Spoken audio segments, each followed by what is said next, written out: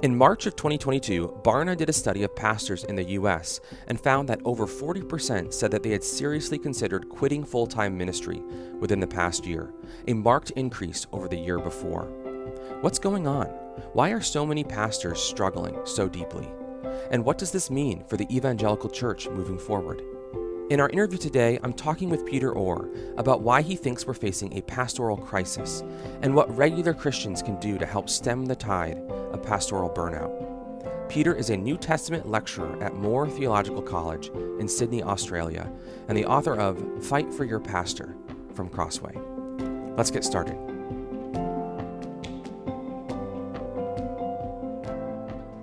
Well, Peter, thank you so much for joining me today on the Crossway Podcast. Thanks, Matt. It's great to be with you.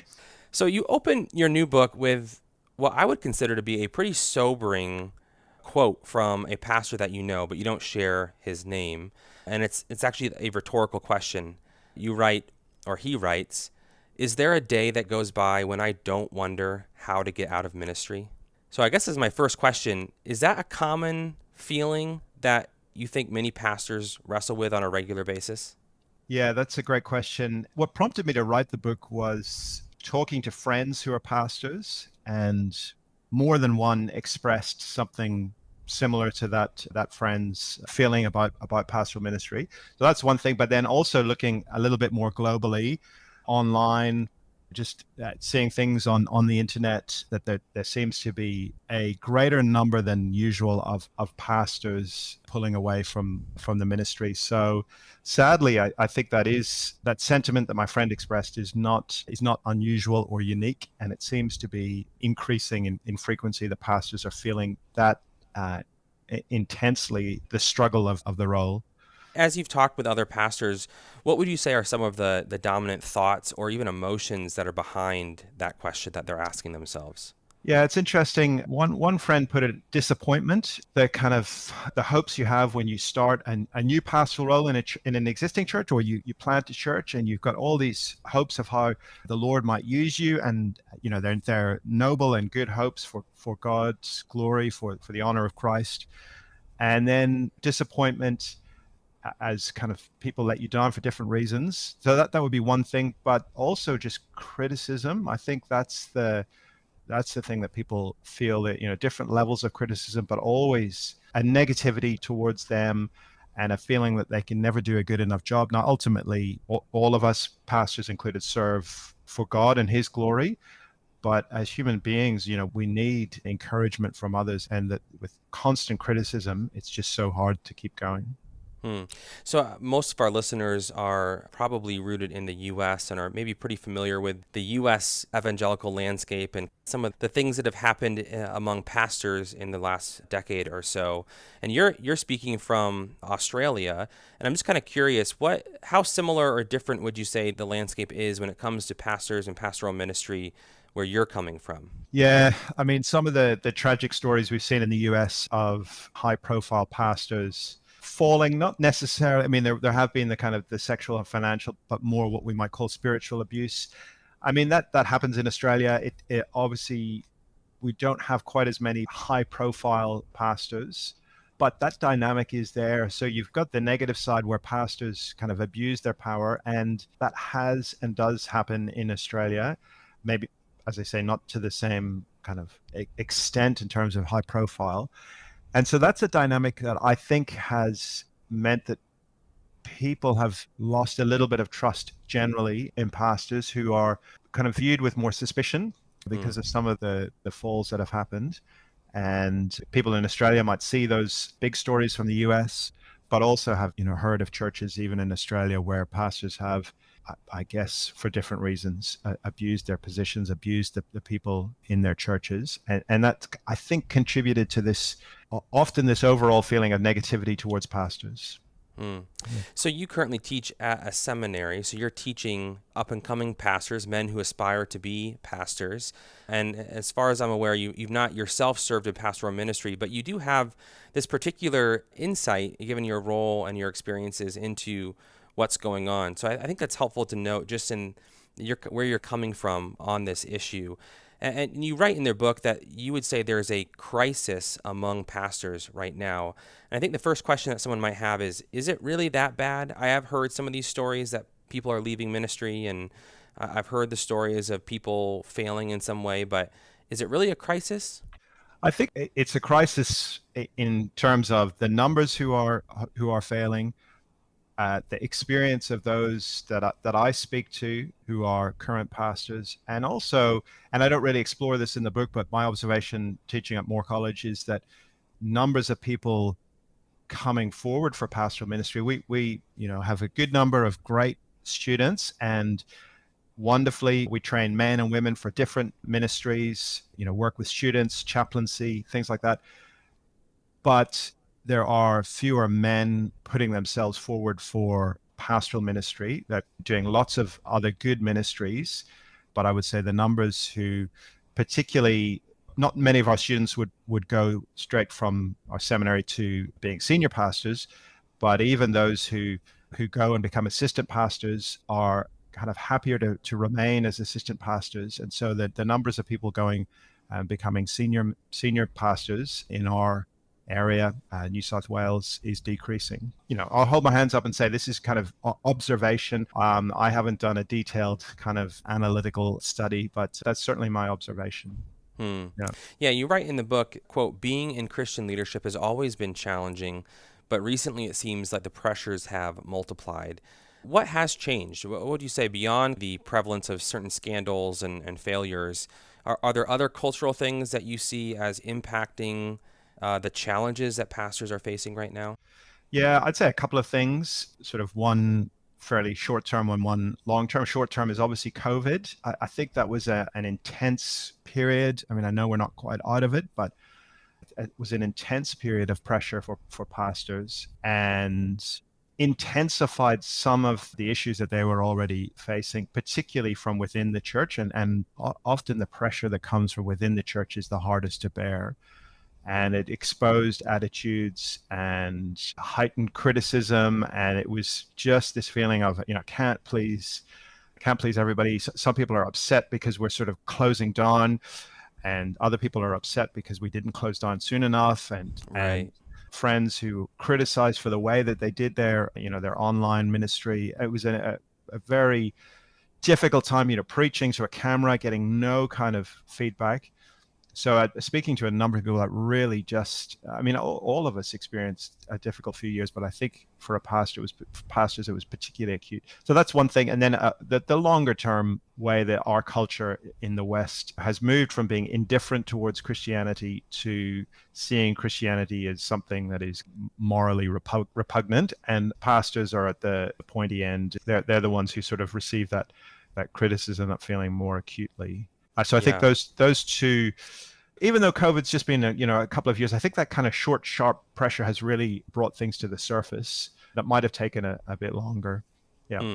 Yeah, I'm struck that in a previous generation, pastors in our culture, and in the U.S. at least, maybe someone wasn't a Christian, maybe they didn't feel the need to go to church regularly, but nevertheless, there was a certain kind of respect that people had for a pastor, for the clergy, as like good, upstanding, moral people. And it seems like for all kinds of reasons, perhaps, that's just not maybe the default response that people tend to have today. Yeah, absolutely.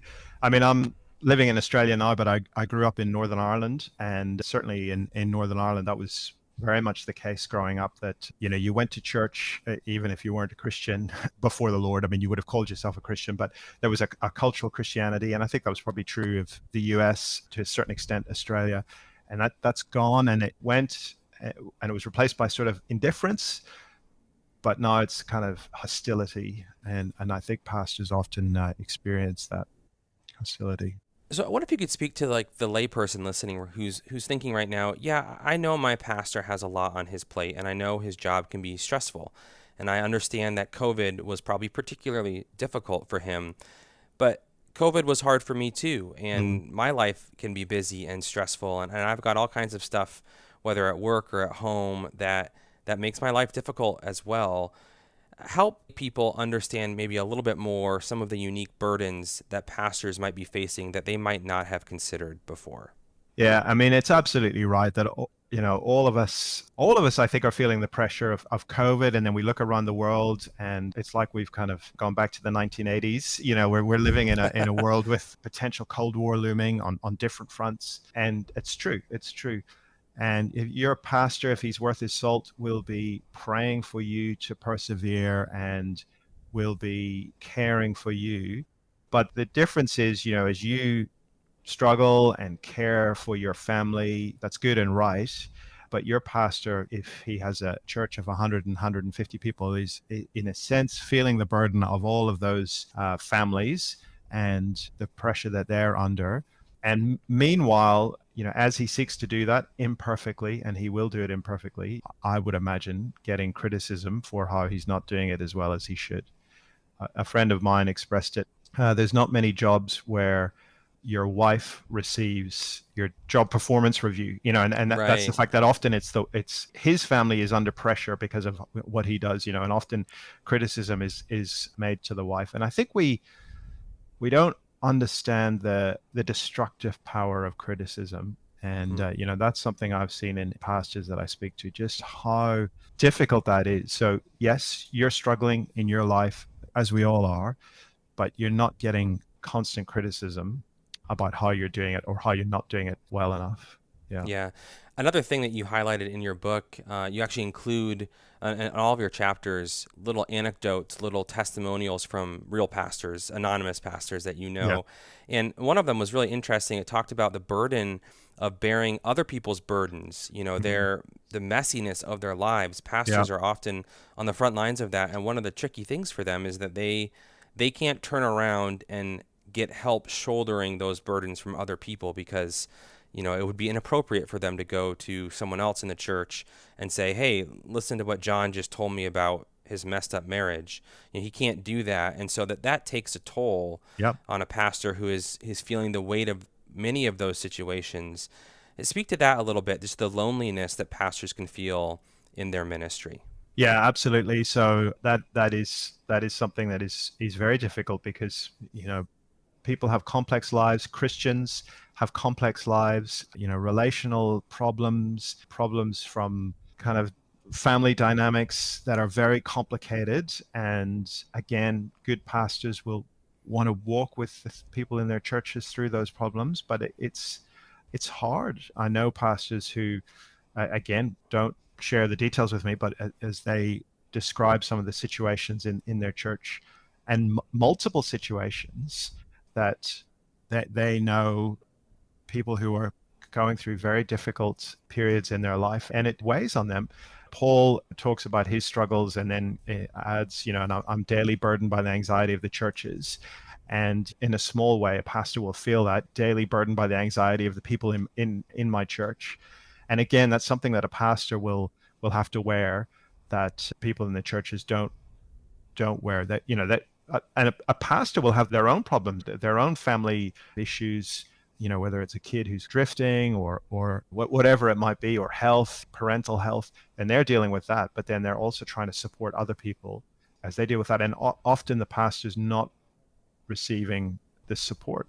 I know in my own life, I really need that support. And just position of a pastor does tend to mean that they can't share.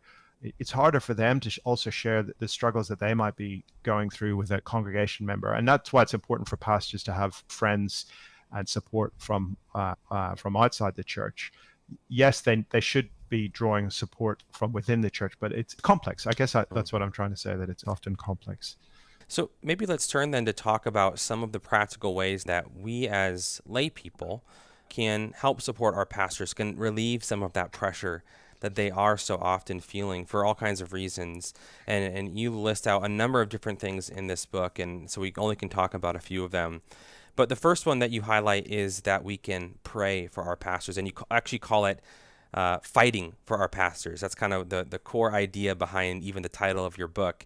Yeah. So first, why do you call it fighting for your pastors rather than just the more straightforward praying for them? Yeah, it was a friend suggested it, and I liked it actually because it's the kind of spiritual warfare that Paul talks in Ephesians 6. It highlights the seriousness our pastor, the success of the gospel does not stand or fall on our pastor, but in a small sense, in our local setting, it does. And the person who's under the most attack by Satan, arguably, is your pastor. The person whose marriage Satan wants to derail, or whose kids he wants to lose the faith, is your pastor. And so pray, yes, that's a biblical word. Obviously, I could use that, but fight is also a biblical word, I think. Warfare and spiritual warfare. I think it just highlights the seriousness of what we need to do and what the stakes are, that we need to be not just passively saying a quick prayer when we remember for our pastor, but consciously and deliberately praying for them as they're praying for us. Paul wonderfully at the end of Colossians talks about, I think it's Epaphras or Epaphroditus, laboring in prayer for the Colossians. And that's just this wonderful picture of pastoral minister and people praying for one another and laboring in prayer for one another. Paul in 2 Corinthians, when he reflects on the absolute intense pressure that he's been under, and he talks about how the Lord delivered him miraculously, but then he adds, you must help us, myself, my colleagues, by praying. And you think, here's the apostle, he's just been delivered miraculously by God, but he's telling the Corinthians that they need to help him by praying. And I think that's something I feel very strongly. We need to help our pastors by praying for them. And I think we also need to tell them that we're praying for them. I think sometimes we don't do that. And it's just so easy to, send a quick text on a Sunday morning, say, Pastor, praying for you this morning. That's a little thing, but I think that's a wonderful encouragement for them. Yeah. It can be so easy to feel tempted to kind of hear this first point that you would make praying as kind of trite or sort of assumed, like, oh yeah, of course he's going to start with prayer. But yeah. I thought your comment about the stakes is really significant, because all we have to do is look around and just see illustrations of the fact that when a pastor falls in some way or fails in some significant way, oftentimes the wake of that failure is so big. It affects so many people, arguably most of the time more people than it would if you or I had some kind of serious failing. Yeah. Obviously it would hurt our families and our friends, but maybe not quite to the same extent that a pastor who would struggle in some way. So I think that, to me, really makes a big difference as we think about the urgency behind this prayer. Yeah, absolutely. And again, if you read the New Testament, I love the way the Apostle Paul, and you kind of think super Christian, he's got it all together, but time and time again, he asks his churches to pray for him. Here's someone with the deepest understanding of the gospel, articulates some of the most wonderful passages about Christ and about the gospel. And you think, wow, I wish I was like Paul. Here's a super Christian who's got it all together. And yet constantly he's asking for prayer, and not just in a sort of, oh yeah, remember to pray for me, but 2 Corinthians, you must help us by your prayers, or Philippians 1:19, through your prayers, my situation will turn out for my deliverance. So again, he's giving their prayers this kind of real theological significance. And I think we need to understand the importance of prayer, and in this context as well, that it's not just a good thing to do, but it's a critical thing to do. So then, if you had to boil it down, what would be maybe the top 3 or 4 things that you would encourage us to pray for our pastors this week? The top 3 things would be pray that they remain faithful to the Lord Jesus. I mean, that's the absolute thing. There's so many sad stories of pastors falling away in different ways. So pray that they would be faithful. Pray that they would love their families well. And why do you emphasize that as the second thing? I think that just seems to be a pressure point. If you're a pastor under pressure, the temptation is maybe to throw yourself into your work and try and please people in an unhealthy way to the neglect of your family. So pray, and you need great wisdom, because when do you sort of take time with your parishioners away from your family, and when do you say, no, I need to stay and serve my own family? I think that takes real wisdom, and it's complex, and pastors will get it wrong. So that, yeah, pray for their family, and then I think pray for them as they preach the word. I think because that's not the only thing they do, absolutely, but it's the kind of the point of the arrow. As they preach the word, that's what they're doing, and that's so significant, and it's important that they do that well. but it's also important that they have encouragement as they do that. Praying for them as they preach the word, I would sort of include that they'd be good and faithful in their preaching, but also that they would be encouraged as they do it. Okay, well, another thing that you emphasize in your book that we can be doing for our pastors is to encourage them, intentionally encourage them. In your experience, do you think pastors typically feel on net encouraged or discouraged in their work these days? From my experience, I would say, generally speaking, discouraged. How does criticism function in that, the criticism that they may be getting from people in their church? Yeah, so I think discouragement, comes from positive and the negative. The negative of being discouraged. I read an article recently about how 20 years ago, you might get criticism of your sermon through a letter. Well, maybe you would have had email 20 years ago, but 30 years ago, you would have had a letter on the Wednesday or the Thursday. Whereas, as one pastor put it, you can get criticism of your sermon as you preach. The text message can come in as you preach. And I think social media has made us maybe not more critical, but more aggressive in our criticism. I don't know. Yeah. And more willing to just be very sharp in our criticism. So I think there is the place for criticism. I'm not arguing that, you should never say anything negative to your pastor, but I think we often are not careful in how we express our criticism. And speaking to friends, it's just the careless comment. And yes, that's just one person making that careless comment, and they might think afterwards, oh, probably shouldn't have said that. But when it's kind of 5 or 6 or 7 or 8 people making those sort of comments, and often people don't realize that they're doing them. And that's what I want to kind of challenge, is just think before you speak. Reading Proverbs recently, the wise person is careful in what they say. And just very simply, the comment that I make to my pastor, how is this going to land? Is this loving? Is it necessary? All that kind of basic Christian community. But for some reason, it just seems a pastor, maybe this ungodly attitude, well, I pay for him, he works for me, I can say what I want. And that's crazy. It's crazy. And yet it seems there's sort of open season on pastors. And the other thing is, within any church, there will be people with we're all kind of united in Christ, but there are things that are important to some people in the church that aren't important to others, and not vice versa. And one group of people want more of this type of preaching or dealing with these type of issues than another group. And so you'll get criticism from different directions, and that's very hard. Yeah. So one thing you highlight is how obviously criticism is a way to typically discourage pastors, but that another equally or additionally discouraging thing is just the lack of encouragement. Yeah. And you talk about that and kind of connect it to what you mentioned before, the fact that maybe that we pay pastors and there's a little bit of this consumeristic mentality, but unpack that a little bit, why the lack of encouragement can also be discouraging. Yeah, you spend time during the week working hard on a sermon, you wrestle with it, you get up, you preach, and then, you hear nothing. And in one sense, okay, you've done your job and you're accountable to the Lord, and you move on. But do that week after week, pastors are only human. You just start to think, am I getting through? Are people being encouraged? Are people being built up? And it's just not hard for us to talk to our pastor after the meeting and to be specific and say, thanks for your sermon is great and better than nothing, but thanks for your sermon this morning. I really thought the way that you explained verse 3 was so helpful. That's something I've read before and I've never really understood it, and you helped explain it really well. Or that application at the end of the sermon, that really spoke to my life. That's not hard. And if you feel uncomfortable doing it in person, just send off an email and say, I just wanted to thank you so much, and try and be specific. And that sort of thing just goes so far with a pastor. And we could be super spiritual and say, well, they shouldn't need it. They shouldn't depend on what we say. That's just not human. It's not, we're in a relationship with our pastors.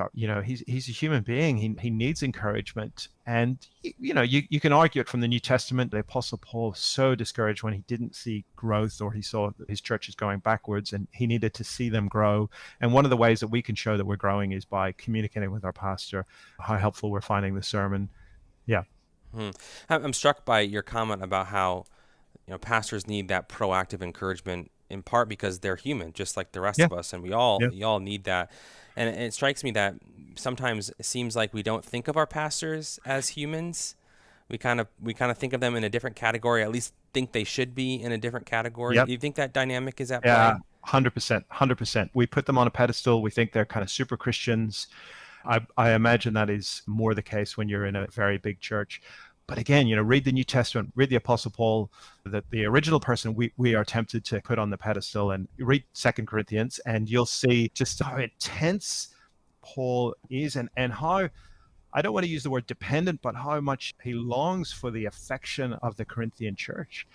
At one point, he says, we've opened our heart to you. We just want you to open your heart to us. There's this longing for this kind of real Christian connection. And your pastor is not an apostle, but I think those sort of same dynamics apply. 2 Corinthians is really a book where you get an insight into the heart of the Apostle Paul, and as he opens that heart, a lot of what he longs for is a good relationship with his church, and I think that is something that our pastors would echo. Okay, so what are a couple practical ideas that you would have for how we could go and encourage our pastors this week? So you've mentioned the idea of maybe following up after a sermon and saying, hey, that point number 3 was excellent, it really helped me. Any other particular ideas come to mind that you would suggest? Yeah, I would say we encourage by communication, and write to him, send him an email, not asking for anything, just telling him that you're praying for him, telling him that you appreciate him, thanking him. Pastor, just want to thank you for your service. I know it's been a hard few years, but my family, we're so thankful for what you're doing, and we're praying for you. And I think that sort of communication is so easy. If you're listening to this, once you finish the podcast, it would take you 1 minute, and yet it's so helpful. Also, and this is a sort of longer term thing, I think pastors are encouraged as they see people in their churches serve and take ownership, and as they, and this is real Christian growth, as we see that the church, it's not a show that we attend, and it's not even a sort of volunteer club that we are part of. It's a church family, and we're invested. And so, as you prayerfully consider with your family, put your hand up to serve and to help and to really take ownership of the life of the church. I think that's a long-term encouragement, as the pastor sort of sees, okay, we're all in this together, we're working together. It's not just me up the front and then trying to hold things together with a few volunteers. It's lots of people getting involved. Yeah, because that's the reality, isn't it? As individual Christians volunteer to serve the church in various ways, that's often very directly serving the pastors as well. Absolutely. So I can't remember where I read it, but recently I read a phrase, a load-bearing laity, which is just a really nice, captures the idea that it's not the pastor trying to do everything, but it's people saying, can I help in this area, and being willing to serve, and particularly being willing to serve in areas where you might not feel that you are particularly gifted, but there's a need. And I think sometimes as Christians, we can be a little bit precious or prima donnas. I'm only going to serve in this area where I'm gifted, but actually there's a real need over here. You might feel like I'm not great with kids, but there's a real kind of need in the kids ministry, so I'm gonna help with God's grace. And wonderfully, then you're beginning to grow, you're being challenged, you're depending on the Lord. So the pastor's going to see Jenny threw herself into that area, even though it's outside of her comfort zone. It's wonderful. She's growing as a Christian. That's tremendous encouragement as well. All right, last thing that we will talk about today as a way to intentionally help and support our pastors, and that is to forgive them. And my guess is that some people listening right now might feel, rightly or wrongly, like they have been wronged by their pastor in some way, that they've been sinned against their pastor. So what should they do? Yep. That's a really great question. And I guess we can sort of talk about this area, the kind of 3 levels. The one level would be the criminal offense. So we're talking about the really serious issues where the police need to be informed, denominational authorities need to be informed. And then once that happens, it's sort of, yes, we keep praying, but we're not involved in the process. The Second would be something that the police are not interested in, but where the pastor has failed in an adulterous relationship, or, and this is, we're moving more into the area, the spiritual abuse, a pattern of abuse. And that's something I deal with in the book. And again, that's where the denomination would need to be involved, and there needs to be a process as that's sorted out. But then thirdly, there are what we might call the minor things, where your pastor has disappointed you, has wronged you. It might have been he's had a bad day and he snapped at you, or things like that. And that's sadly more common. And that's not something, I'm here not talking about the sort of things that are significant enough or a frequent pattern that needs to be dealt with formally, but it's just the sort of thing that kind of is true of any relationship. And there'll be times when we need to sit down and say, your behavior when you did this, it really hurt me. But then in the New Testament, there are times when we overlook. Proverbs talks about overlooking an offense. Jesus talks about turning the cheek. Paul talks about why not rather be wronged. And again, don't hear me say that we should apply those to some of those other kind of bigger level issues. Right. But in that kind of day-to-day, relationship with your pastor, you just need to often bear with his imperfections and overlook them, and move on. And I think sometimes we're not good at that kind of basic forgiveness. It seems like we can often in our culture today be so focused on the big examples of failure, whether they are criminal or just disqualifying at the least for pastors, and rightly so. We need to know how to respond to those things. But the reality seems to me that the bulk of the things that we might be experiencing any given week with our pastor is going to be that third category of sort of maybe not clearly disqualifying from ministry, but maybe still it bothered you. It was, it felt unkind or unloving. And so what advice would you give to somebody who feels like they can't just overlook that? They feel like they need to address it with their pastor. How should they go about doing that in a way that is kind and humble and aimed at forgiveness, but nevertheless is still, that can just be a very difficult situation to feel like you're in. Yeah, it is. And it's hard, and it depends on your church setting. I imagine if you're in a very large church with kind of 4,000 people, it's going to be hard to talk to your pastor who you might not know all that well. But I think generally, if you can, we deal with these things by talking about them, by expressing how we were hurt, but not forgetting that we're sinful as well and that we hurt other people. And again, it comes back to not wanting to put our pastor on a pedestal and thinking that this is terrible. How could he have said that harsh thing to me? He's a pastor. And having a sense of proportion, which in our current world with everything going on, we often lose a sense of proportion, and things get things that are relatively minor get put into one of those other two categories. And so, having a sense of proportion. And, if this is something that's just a one-off and you can say, oh, he was tired, I'm just going to let it go. I'm just going to let it go. And the New Testament does talk about that. It doesn't, that sometimes we think, that every sin needs to be kind of, acknowledged and dealt with. But no, the New Testament does sort of say there's a place for just absorbing it, just letting it go. And I think often that will be the case. But, when it's maybe just a pattern of, he's just often harsh with me, well then, you need to sit down. It's going to be hard.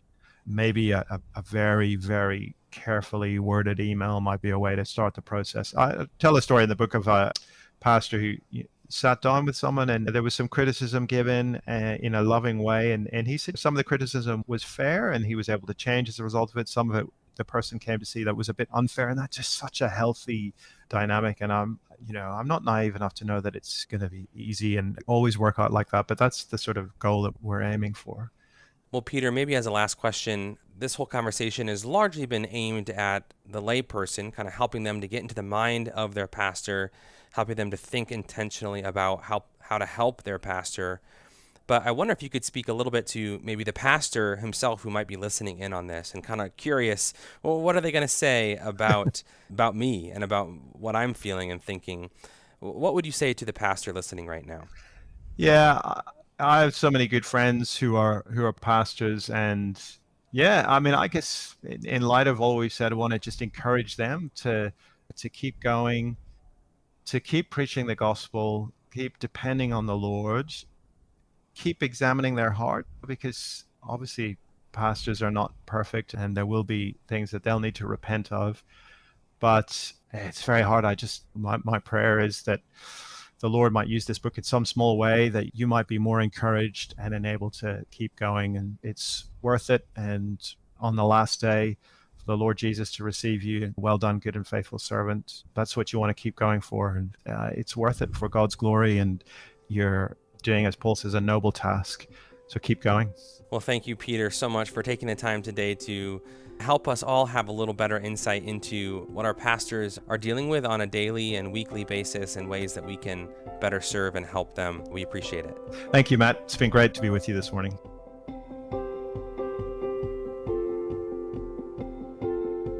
That was Peter Orr on our pastoral crisis and how lay people can help. For more, be sure to check out his book with Crossway, Fight for Your Pastor. Pick up a copy of the print book for 30% off, or get the ebook or audiobook for 50% off directly from Crossway by visiting crossway.org/plus. That's crossway.org/plus. For more interviews like this, subscribe to the Crossway Podcast on Apple Podcasts, Spotify, or your favorite podcast player.